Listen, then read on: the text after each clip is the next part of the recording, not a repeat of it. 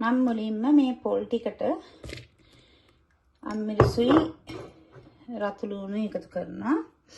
ඊට පස්සේ ඒකට ලුණු එකතු කරගන්නවා. ගම් මිරිස් කුඩු ටිකක් දානවා.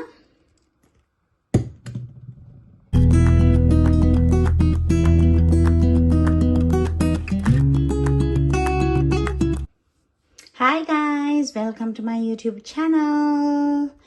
මම අද ඔයගලන්ට පෙන්වන්න යන්නේ ඊටාම ලේසියෙන් හදාගන්න පුළුවන් විදිහේ අමු කැරට් සම්බල් එකක් හදාගන්නේ කොහොමද කියලා.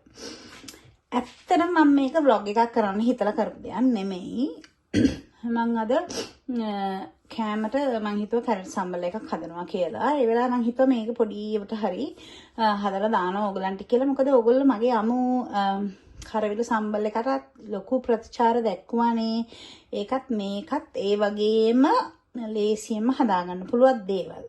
ඒකට මම අරන් තියෙන පොල් කැරට් ටිකක් ග්‍රේට් කරලා අරන් තියෙනවා. ඒකට ලුණු ටිකක් අවශ්‍යයි. ගම් මිරිස් කුඩු රතු ලුණු හිණියට කපලා අම්මිරිස් දෙහි. ඕවා තමයි අවශ්‍ය දේවල්. එහෙනම් අපි බලමු කොහොමද මේක හදාගන්නේ කියලා. මම මුලින්ම මේ පොල් ටිකට අම්මිරිසුයි රතු ලුණු එකතු කරනවා. ඊට පස්සේ ඒකට ලුණු එකතු කරගන්නවා. ගම් මිරිස් කුඩු ටිකක් දානවා. දැන් මේකට මම දෙහි ටික එකතු කරනවා. මම මේ අද නම් මේකට උම්මලකට එකතු කරන්නේ නැහැ. මොකද මම මේ ඇත්තටම මගේ මෙනු එකේ හැටියට මම අද ඇත්තටම vlog එකක් කරන්න හිතලා කරපු දෙයක් නෙමෙයිනේ.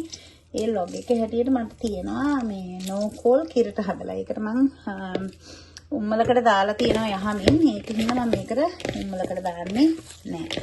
මම දැන් මේක හොඳින් අනා ගන්න ඕන. මේකේ රසවල් ඔක්කොම ටික එළියට එන්න. මේ වෙලාවේ මේක ලුණු රහයි ඇඹුල් රහයි ටිකක් වැඩියෙන් ඔයාලට දැනෙන්න ඕන. ඒක තමයි මේකට කැරට් එක හාමුනාම රහාට තියෙන්නේ. දැන් මේ වෙලාවේ අපි මේකට ග්‍රේට් කරගත්ත කැරට් ටික එකතු කරනවා. ඕගලන්ට කැමති නම් ඊට වඩා හීනෙමටත් ග්‍රේට් කරගන්න පුළුවන්. මම නම් හැබැයි ටිකක් කැමති කැරට් අර අමුයෙන් රහට ඇන්නකොට හැපෙනකොට රහයිනේ.